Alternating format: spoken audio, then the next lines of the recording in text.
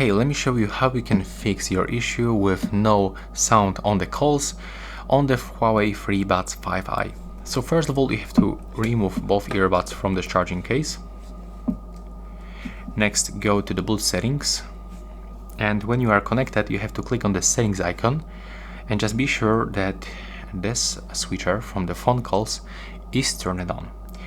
If you turn it on and you still have this issue that you cannot communicate through your earbuds, you have to perform the hard reset. So you have to input both earbuds inside the charging case, open it, find this button, then click and hold it.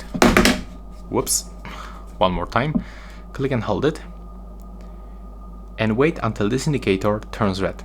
Currently it is blinking white, but it will turn red after a few seconds. There we go. Right now we can release that button and wait until it turns white. Right now, keep that case open. You can forget your previously connection. Click to the pair new device, and from available devices list, select your FreeBuds 5i. Tap on the pair, and as you can see right now, we are successfully connected. And that's all for this video. Bye bye.